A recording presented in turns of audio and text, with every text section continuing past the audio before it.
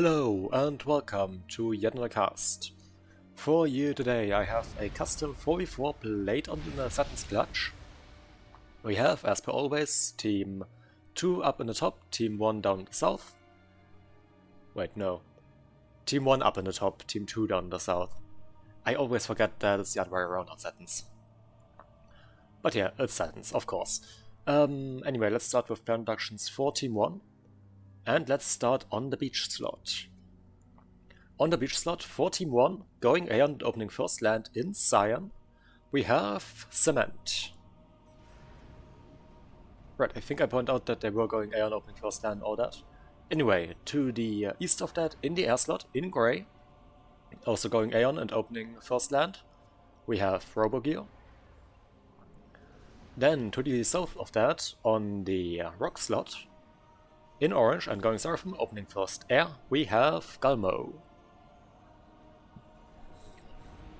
And last but not least, for the northern team, on the front slot, in slightly darker green, we have Waffle Snoop, going Cybran and opening first land. Already making their way to the middle, as you should do on Seton's land. Now, for the southern team, on their beach slot, going UEF and opening first land, also already moving towards the middle, we have Terrari. Then to the north of that, on the front slot, let's go the other way around for this one, we have Nuggets in, well, this brown color, fecal brown you could call it. Going Seraphim and opening first land, also of course already moving towards the middle. Then to the northwest of that, on the rock slot in pink, going Aeon and opening first land, we have Karateka. Yeah, that is what it says, Karateka. Yeah. Just had to take it up, just needed to do a double take there. And last but not least, in the air slot to the south of Karateka, for the southern team, we have Faro Lox Mato, going UEF, opening first land on air. Right, that's plan reductions out of the way. By the looks of it, interestingly enough, Cement currently not going towards the middle. Technically, the early game meta on Seton's clutch is that the air player does try to go for the side, that the beach player does go to the middle with their ACU to support their teammate. Has a bunch of advantages, generally firepower and also access to that reclaim. To that juicy, let's just take the count, I can never remember how much it is. Around 12k reclaim that you want to grab. But Nuggets and Waffle Snoop getting in here. Nuggets currently still on the move, getting a few shots into the ACU of Waffle Snoop, and now starting to suck up this juicy mass, those nice Titan Rex as well. Gonna low for some fast ecoing, as you're of course used to on Seton's. Then on the side we have of course the transport out for Karateka as the rock player to grab to drop the side island with those 5 additional maxes. The Cement seems to be going for, or at least attempt to go for, a island denial play and went for some early interceptors to deny the transport. But the transport does end up dying, however not before it does drop off the engineers onto the side island that can now start building their factory. On the other side, in the east, no similar play out from Terrari trying to deny the drop from their opponent. And thus we do actually get off the drop onto the side island from Galmo. Now, while we wait for things to heat up a bit, let's maybe talk a short moment about the ratings in this game. Lowest rated player in this is 1800, and that is Karateka. Highest rated player is Terrari at 2600. Very high rating. But also a bunch of other high rated players. Nuggets at 2300, Waffle Snoop at 2400, Galmo at 2100. So generally very high rated gameplay, just a bunch of pros. We do however have big rating mismatch between Terrari and Galmo. of around 200, no wait, 500 rating points. Galmo currently going for Bomber against the stuff of Terrari, who immediately sees that coming and is trying to spread out those energies by the looks of it. There is probably a lot of stuff that I will be missing, both with intended actions and not intended actions. Well, no, probably more likely just intended actions, because at this rating you can expect the majority of things that are done to be intentional. Because these players do know what they are doing better than most people. And definitely better than Haya. But Cement also with a Bomber in the middle, currently trying to harass some units out from Nuggets. Getting off some kills, currently at 7 kills, yep. And around 340 mass killed. But now flying over some AA that is being microed to keep it in range and does shoot the Bomber down. But not, another Bomber is coming in. Apparently a Bomber was dropped right here on the side by Galmo. I think I noticed that, though didn't really point out when that transport dropped the stuff up here, that there was also a tank in there that did that. I should definitely have pointed that out, didn't, but yeah. If I just saw that correctly, it had 2 kills, so I assume that it... Yeah. There was a max build right here that did die, so I suspect that the engineer that was up here... Yep, there it is. And that max were killed off by that drop, delaying the build up for Terrari. Now... Awful Snoop, by the looks of it, pulling that ACU out from the middle now, due to facing the 2 commander opposition, making that very dangerous to stay there. And T2 going out for Nuggets. So I guess we can expect some firebasing right here, though there's currently nothing cute from that.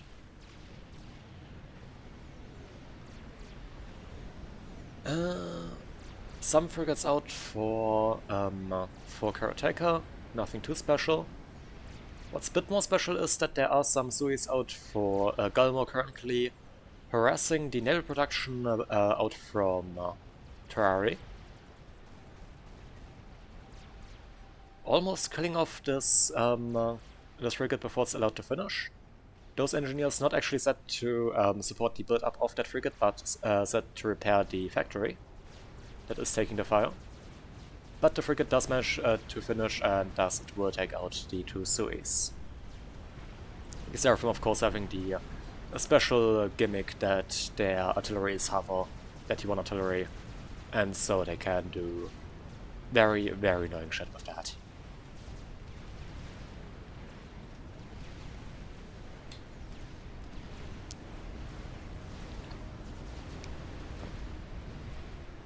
Another T1 bomber. But, well, okay. I suppose I currently can't see much going on, but I am wrong. There is currently the frigate out from Karateka is harassing the naval production out for Cement, denying the build-up of a of Cement's frigate, and thus causing a naval lock. As soon as it started, it just gets killed off by this frigate, by this beacon. Thus making this factory unable to build anything. And with more stuff coming in, that will only get worse, as that way those naval factories can also be destroyed. There was an attempt to build a second naval factory, but it has been noticed, and thus the engineers that were trying to do that are being killed off. No, never mind, they aren't. Oh, there are also more engineers here, down here trying to do that, but there's definitely the potential to kill off a lot of build power with this. And another frigate, and now a submarine coming as well. While the submarine can't do anything about these engineers, since they are hover, it can definitely cause some harassment damage to these naval factories.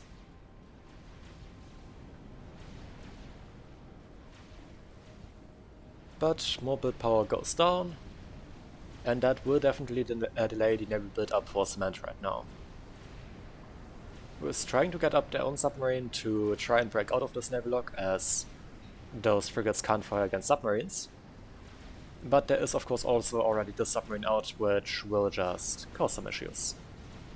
T1 bomber now being utilized, and that will work well against Aeon Navy, as the Aeon are very specialized in their units. They don't have any anti-aircraft firepower on their units that on the Navy that isn't specifically designed to be anti-air, so cruisers, aircraft carriers, and the special T1 AA boat that the Aeon get access to.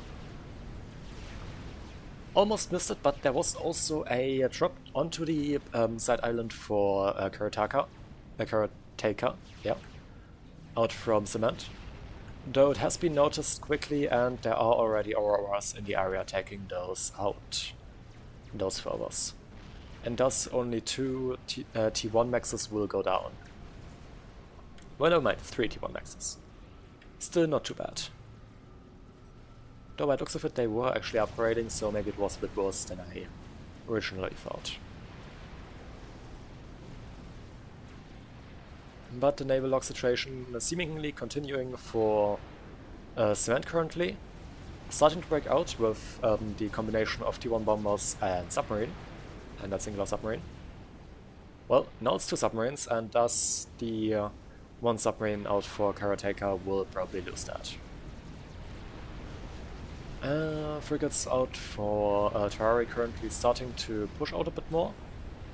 And in the middle we actually see a T2PD built up by Nuggets and a tactical missile upgrade on the ASU. Interesting. While we have gun out from Muffled Snoop with stealth, and a bunch of MMLs that are being utilized to take out, or were utilized to take out the T2PD built up by Nuggets. With that T2 upgrade, those missiles will load very fast, and it is actually already loaded once. And I'm also pretty sure those missiles can fire from underwater. So getting into the water would be very annoying for the team of the for the Northern team. Nice missile out from Nuggets onto the ACU of Waffle Snoop, getting that down into the red. Though the few defenses that were built up by Nuggets have of course gone down, as DPD that was integral to that is already dead. And now a bunch of missiles, by the looks of it, going after the economic structures of Waffles. Seemingly after this T2 max up here. And since it is a tactical missile, that does go down.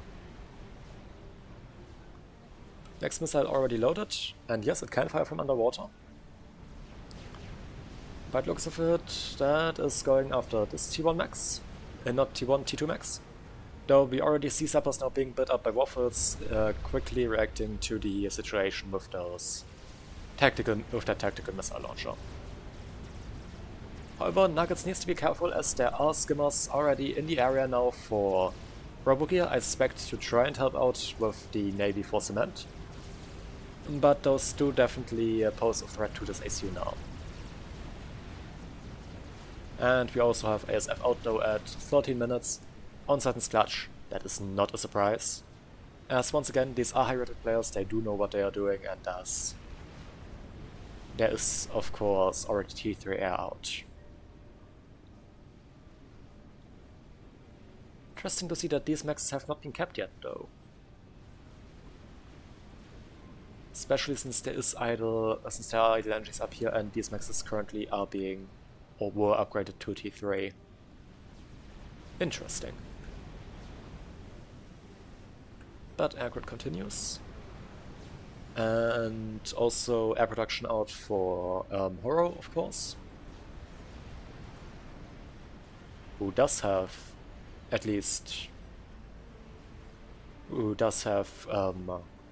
more maxes kept at least. And I think, yeah, more factories actually already producing. So that will transfer into an early air lead. That can of course always be caught up on though. Nuggets gets back out of the water. Maybe feeling threatened by the naval development in the northern pond, decides to rather dip into the southern pond and do more harassment from there. Though there is TMD built up by Waffle Snoop to help against that as well. and the ASU is rather healthy again. Though I would like to see some nano on that to increase the regen, and especially with that threat from this ACU.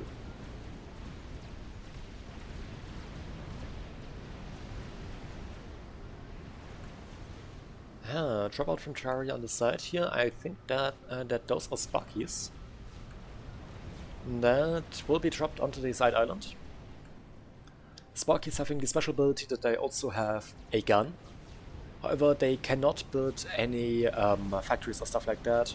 As they are combat engineers, they can only, or field engineers I think they are called, they can only build defensive structures like walls, PD, shields, artillery, stuff like that. And of course Team D. And I think also tactical missile launchers. Terrari currently is still busy deciding where they want to drop those off. And apparently not able to get a proper landing, and there they go, there they drop. Reclaim orders started from these NGs, but those guns proving very effective in just taking out these NGs.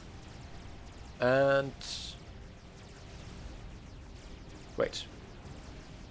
Since when can Sparkies build factories? That has to be new, right? I guess I was wrong. I guess Sparkies can actually build factories. I actually did not know that. I was really certain that they couldn't. Huh. But yeah, PD now being thrown up, as well as a bunch of AA, to try and now just take out the stuff from Galmo on the side island. With T2PD now being built up, meaning that it's gonna be really, really hard to dislodge this now, as that way there is no longer the ability to build T1 RT to take that out, or this T1 PD, since that will just be outranged. Now the Sparkies do actually end up going down, but not before this factory finishes, meaning that engineers can now be built up.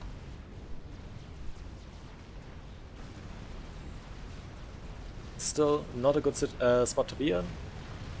AA in the area does go down, but Terrari moves in their frigates to provide just mobile AA coverage from those Thundered frigates. However, the stun from the Aeon bombers, T1 bombers, still is enough to just prevent the turret from actually firing. But that did take out T2 Eco and forced a bigger mass investment by building a bunch of PD. Though I'm not sure if it was actually worth it in the end.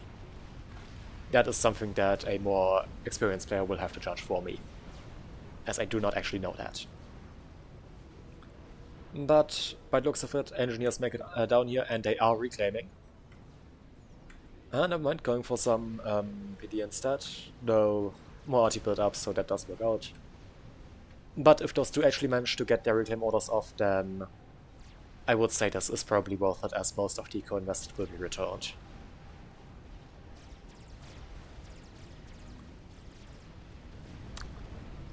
Well, okay, with that reclaim on this max, it would definitely be worth it, though.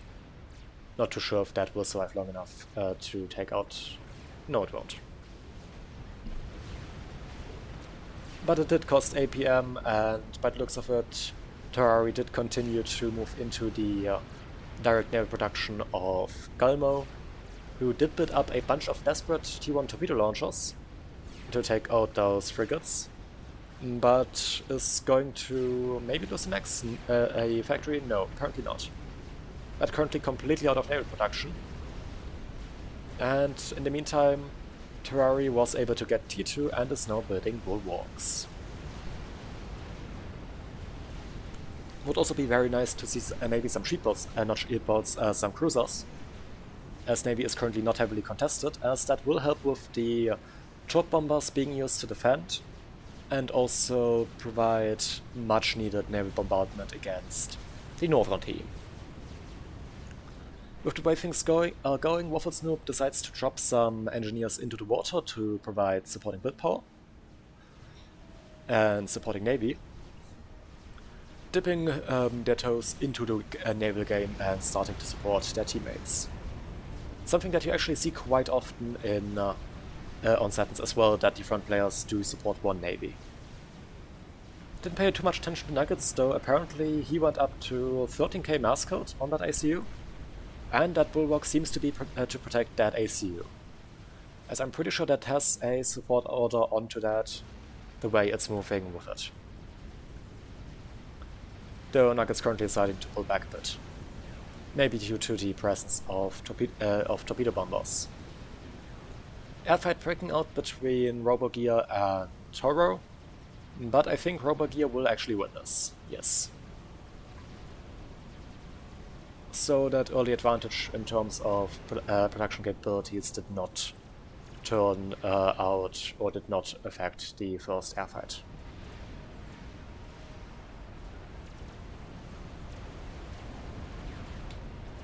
But here we actually do see cruisers now out from Terrari, so I guess my judgment of saying that cruisers would probably be a good call right now was not too wrong.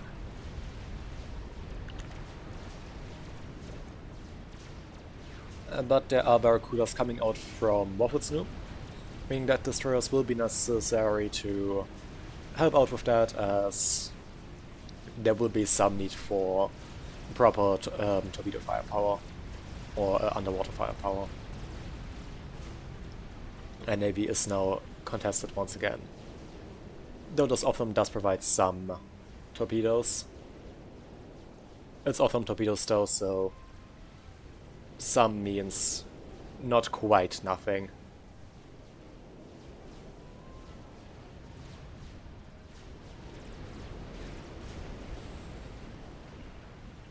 But Zapper most likely going down to these cruise missiles.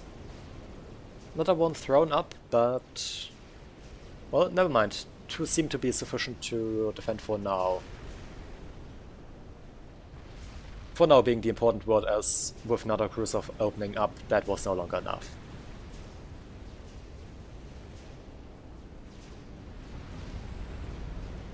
But these Barracudas will most likely make it necessary for Terrari to start building up some destroyers, or maybe some Coopers. Or alternatively go straight for T3 Navy and go for maybe possibly battle cruisers, possibly directly battleships. Not too sure. It's been a while since I last checked this game, or since I reviewed this game, so I mean, even if it wasn't, I knew exactly what will be happening. I, of course, as you know, wouldn't just take that away that way and just point at it with assumptions. But okay, battlecruisers it is. I think. Yeah, that is the battlecruiser. Those are twin turrets, not the triple turrets that you get on the Summit. Battlecruisers basically being very big destroyers. Though I'm not too sure about their torpedo firepower against stuff like Barracudas. However, it will definitely be very helpful against these destroyers. Nuggets needs to be very careful, as those are very close to this ACU and they are now moving in. Nuggets getting off some more shots and I think taking out a destroyer with one of those missiles. But now taking fire from these Barracudas and quickly shedding health. Those destroyers now also getting into range, and with that, Nuggets is basically doomed. Well, getting a lot of damage done onto this destroyer, but well, I think another missile will load. Will it get fired? No. And Nuggets down into the red. Transport comes in to try and pick him up, but not in time. And there is the first ejection, with Nuggets going down at 23 minutes to a bunch of Navy. However, not before actually building up a battleship. Completely missed that they also started building Navy. And quite handily, that battleship now going into the hands of Terrari, who was already taking care of that flank.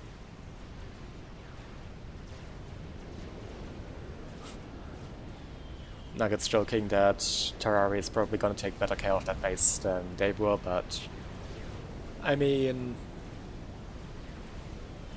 well, it's a 300 rating difference in favor of Terrari, so while I'd argue that there's probably no longer too big of a difference at that rating range, there's most likely still a noticeable one, also in terms of base management and stuff like that. Since if there wasn't a noticeable difference, then there wouldn't be that big of a rating mismatch or rating difference in this bracket. And meanwhile, I completely missed what was going on in the North Navy.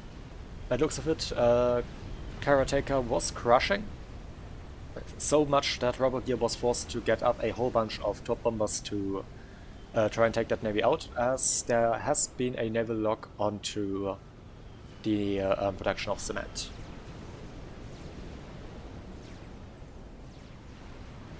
Top bombers now also being utilized by Terrari to just take out these destroyers.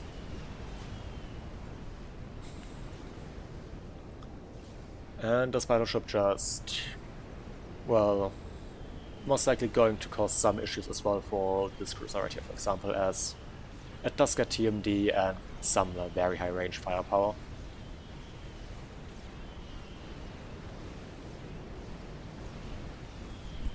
We also see cruisers out from Waffle Snoop now. Cypern cruisers, very nice as just direct fire main naval units, if your opponent isn't going for anything like submarines. Which, going up against UEF, is very unlikely as UEF does not get great submarines. And of course also just the amazing AA from the Cypher cruisers. Though their TMD nowadays is not that great anymore after being switched out for the redirect that you also get on the Loyalist, as it did basically just completely take out their range. And well, range is more important than redirecting your missiles on Navy, as with the redirect it can just be shot down by the cruiser that fired it, since when playing Navy the most likely missile source that you will have to worry about is just cruisers that have their own TMD. And with that, yeah, I'd argue that that was a massive nerf to the cruiser to just give them the missile redirect, since that's most likely right here is their TMD range. That's nothing.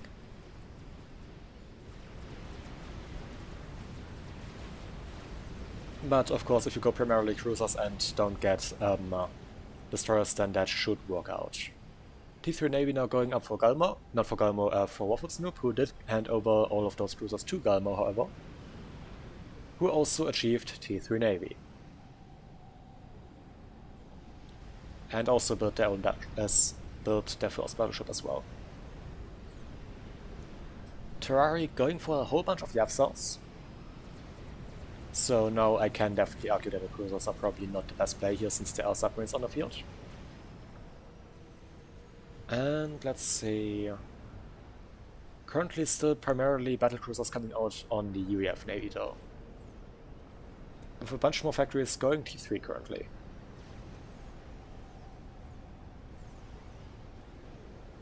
And wait, are those just frigates queued up? Yes, they are. I guess the plan is to build them a lot faster with the higher build power. And would you look at that, completely missed that, a nuke. Already around halfway loaded. Do we have SMD for the Northern team? Well, not for Galmo, who I would expect to be the first target as the direct opponent for Terrari, and the intention to just be win their own flank and then move on to the other players. There's SMD out for Waffle Snoop, though that's not loaded yet. We are 27 minutes, so it not being loaded is not too surprising. We have SMD that is about to load out for RoboGear, and currently no SMD out for Cement, though I'm pretty sure if that missile was going for Cement, it would, I think it might be flying close enough or over Waffle Snoop's space, meaning that that would be shot down. Yeah, I think that is close enough. Could be wrong. Could be very wrong.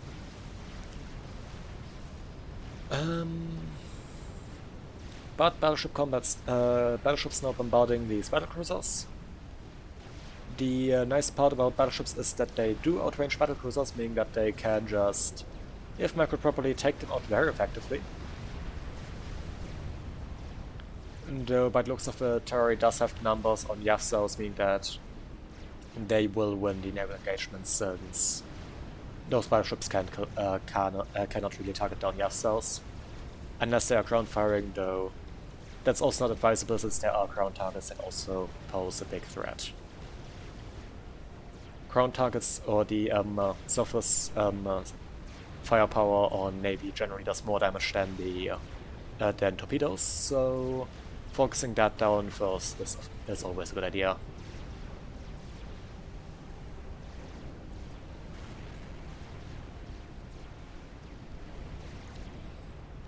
However, a death stack of Yapsos still does a lot of damage. And there we have a nuke going after the naval production of Galmo. That does actually have a SMD, though nowhere near loaded, so that missile will certainly land. And funnily enough, no SMD in the main base for Galmo, however. The place where you would expect actual SMD. Galmo instead currently going for ARAS on this ACU.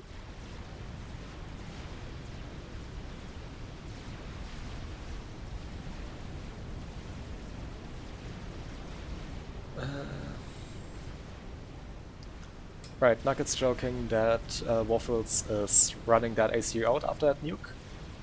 That they aren't loaded, though. Yeah, they are arguing that they're just doing it for fun, though we, or I, as a caster, can obviously tell that they are indeed not loaded. But, commonly missed by looking at that, the nuke does land, takes out the naval HQ, though there is currently still one battleship building that will definitely finish, as started production does not get stopped once the HQ dies. It only prevents new units to be started of that tier. Also takes out the max and I'm pretty sure a bunch of willpower. But basically perfect opportunity for Terrari to now just build up death stacks and overrun their opponent. Though there are still a lot of battleships on the field. And interesting, we also see Yensians being utilized. I guess just to get some additional chaff and maybe just force the navy of Terrari back for a bit. However, the battlecruiser is actually very, very effective in taking out hover spam due to the missile beam weapon. In the middle, I just heard that. A chicken out for Terrari that is pushing through the line of Waffle Snoop, who does have a bunch of Cerberus turrets, though due to the amount of mobile shields in the area, those do not stop the mighty Yuthotha. And thus also goes down the Omni in the area. Stealth Gen apparently going to survive. But looking at this, there isn't any proper defense for Moffat currently. There are a lot of T1 bombers, however, now coming in for Robogear. But this chicken has a lot of flag accompanying it, meaning that those will most likely only get one pass and then die. But since that is just a continuous stream of T1 bombers, one pass is probably all it takes. Chicken not actually targeting down the AC of Waffle Snoop, never mind, there it is. Targeting that down now. And some nice overcharges into the chicken, meaning that it does actually go down in the death explosion of Waffle Snoop. Meaning that there is no bigger threat, well, except for the Lightning Storm that just took out another Max, or a T3 Max there. Would be nice to see it take out the T3 Pigeons. Well, one of the T3 Pigeons does actually go down. But I suspect that that's everything that the Lightning Storm will kill. And with that, both teams lost their front player. However, for the Northern team, that also was their highest rated player.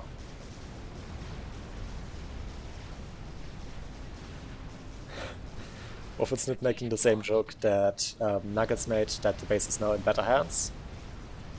Well, they were higher rated, so not too sure about that.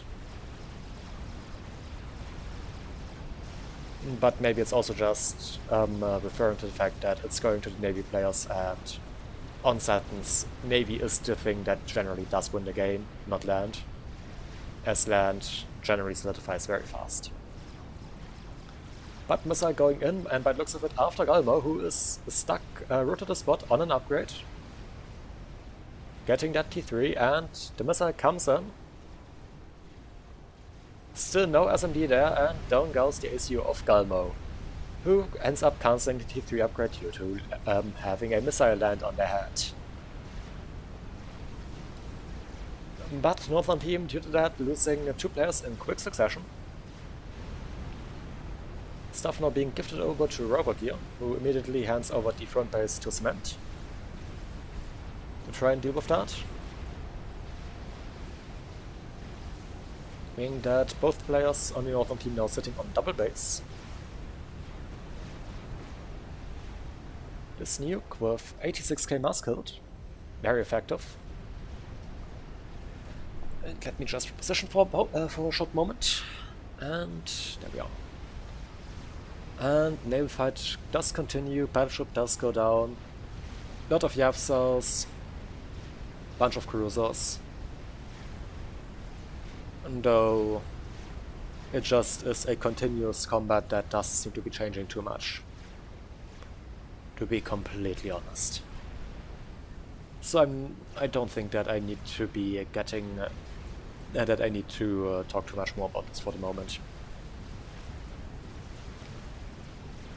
Half-flag now moving up for Terrari, providing more AA. And battleships. Summit battleships. Very powerful. If I remember correctly, the most expensive but also highest range battleship in the game, though with a pretty pitiful DPS due to its long reload. But a very dangerous salvo. Very, very potent. And with the same range as the experimental battleship that the Aeon get. Maybe we'll see that in the Northern Pond. We do actually see that in the Northern Pond, the Tempest. Built up by Karateka. Which also has a really, really long reload with a very high damage projectile. Though other than the Summit, it's only a singular turret with a singular gun.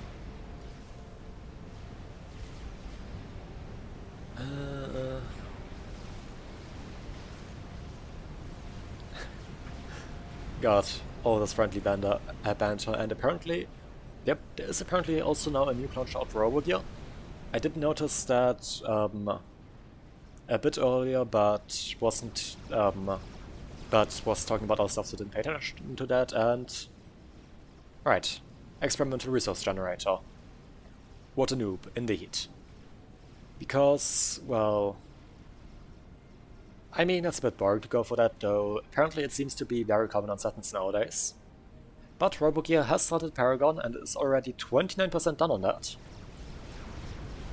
Do we have a counter T4 or a game end or stuff like that, as a Paragon is basically worthless when your opponent is going for a game ender at the same time, since the Paragon will finish, most likely if the resource investment is the same, at approximately the same time as your opponent's game ender. And the only problem, a game ender fires projectiles. A Paragon does not. It allows you to build the stuff that fires projectiles a lot faster, but it doesn't do it itself. And if your opponent does have is building game ender, every second counts. But that's currently not the case, so the Paragon is being built. And I can't really argue too much against that, as it will allow the construction of a lot of game enders very fast. Now Navy here continues, or Navy fight, and I think the amount of Yav cells for Terrari has increased significantly. Big airfight going on, Terraria also starting to threaten the naval production that was also handed over to Cement. Is trying to build up some harms to defend. Harms very powerful. Though I'm not sure if this one will finish. It just about does not.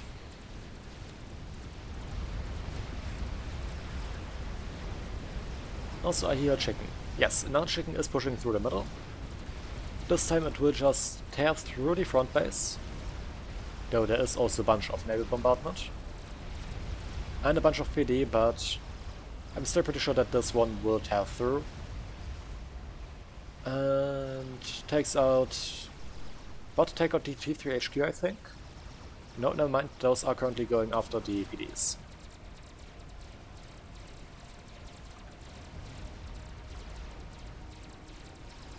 But most likely going to take out this PD, not this PD, this SMD, however. At least if it actually would stay in range, since pulling the chicken out is a bit... If that chicken is most likely going to die, and thus the most thing that you could do is just move it into range that, so that you can utilize the Lightning Storm. No, never mind, it does survive. Terraria apparently complaining about how the chicken is hard to micro. Well, it's not that hard when you actually have it facing towards your towards what you want to target. Let's just put it like that.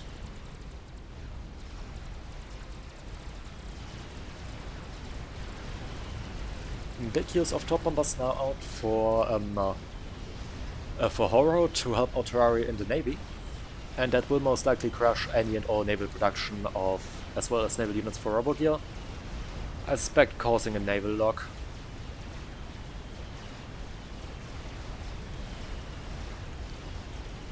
As those battleships are now going down just to mass torps.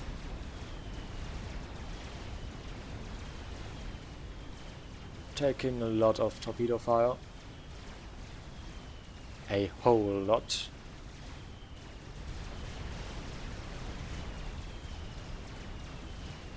Though the Seraphim battleships actually having some pretty decent flag. Not quite cruiser levels, but still usable.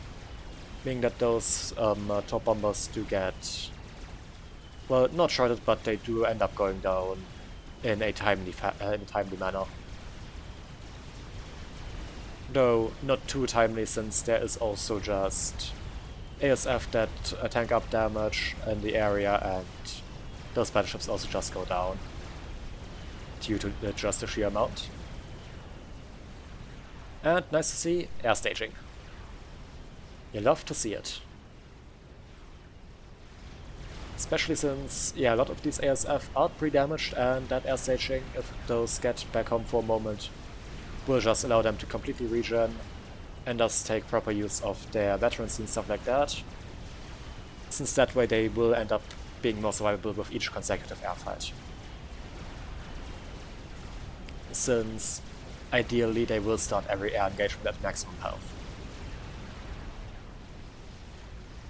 Broadswords now being utilized to help out in the North Navy, as by the looks of it, Cement being able to use the double base is able to push Karateka back. However, these broadswords definitely bring in a lot of damage into these battleships. We do now, however, see a Kiefer class aircraft carrier, which does provide some amazing anti-aircraft firepower, as aircraft carriers tend to do. So would love to see these broadswords actually focus down the aircraft carrier.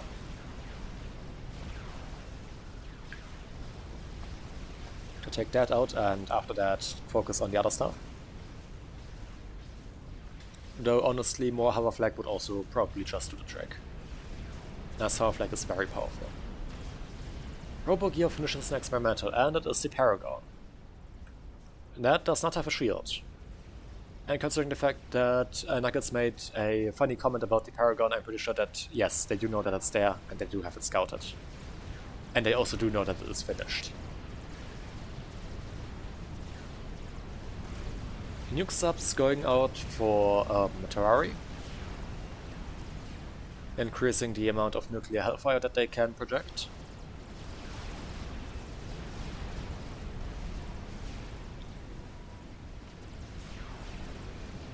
And believe me, if you can project more nuclear hellfire than just one, then you're already doing a good job.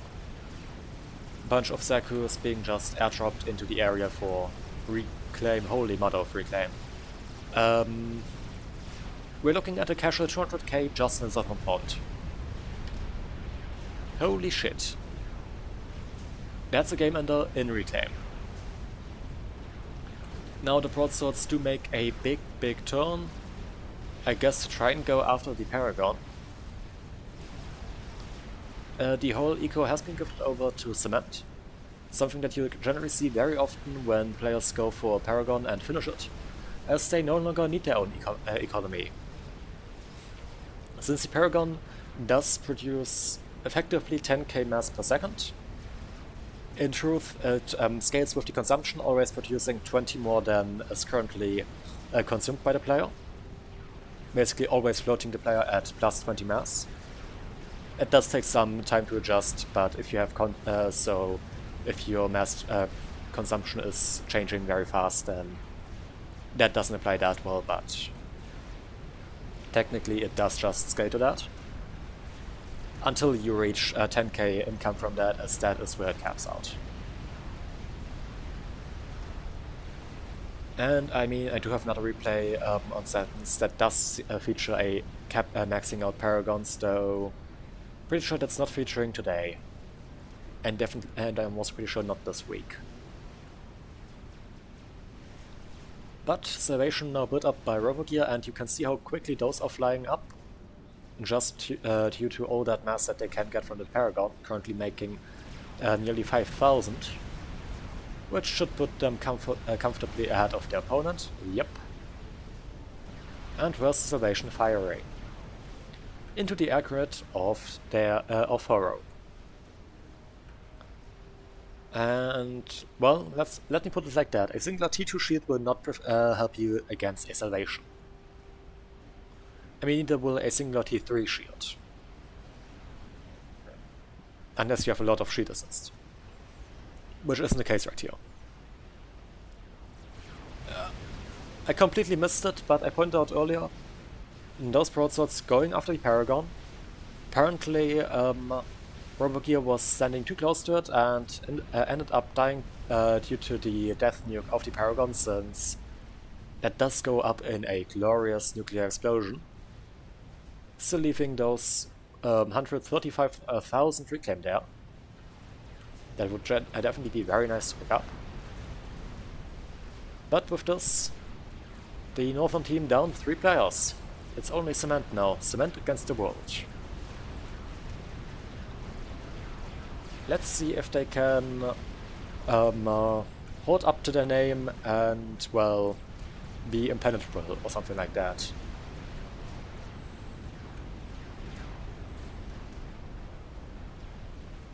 Be as impenetrable as a cement wall.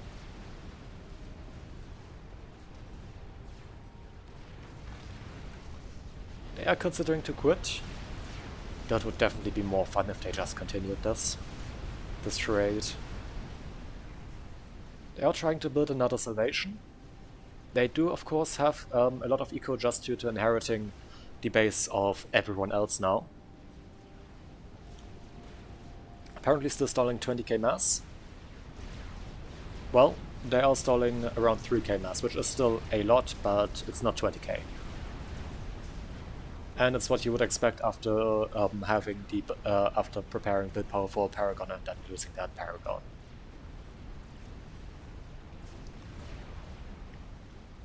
Though they could reclaim a whole bunch of Salvations and of course this Paragon itself.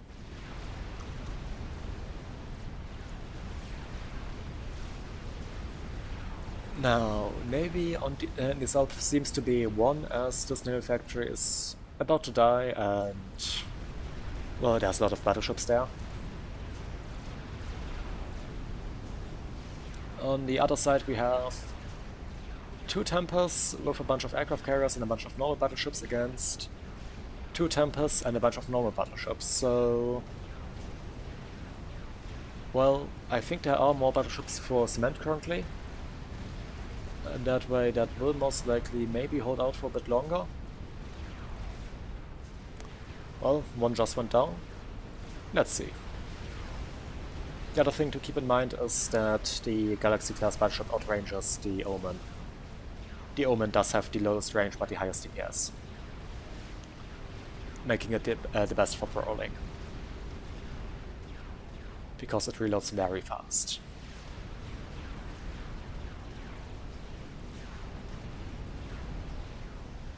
Bunch of Psychos apparently tally in right here, and... well, that's a new template. You like Wallout, don't you? Or something like that. God the memory. However, I definitely do approve, I have to say. What a unfortunate circumstance that that will not be allowed to be built.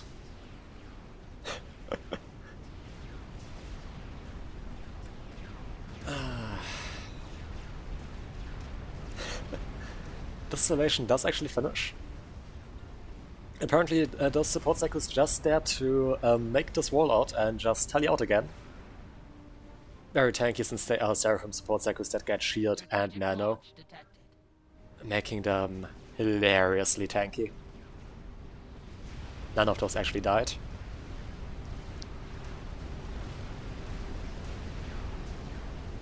And that's a death stack of not restorers, of broadswords. Let's just take a count. 149. That will take out anything. I'm almost curious, how does that look on radar due to their jamming? A lot worse. Unsurprising.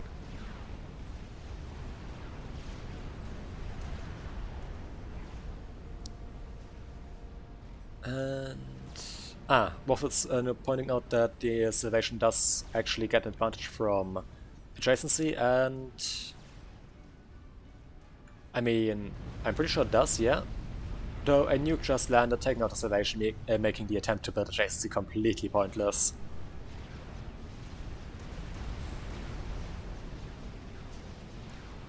And there goes the recall, after all of that. Though I think it was obvious after Paragon died that this game was just decided. Let's just take another short look if there was any game enders planned on the Seton team. And there was actually a Maeve assault by Terrari.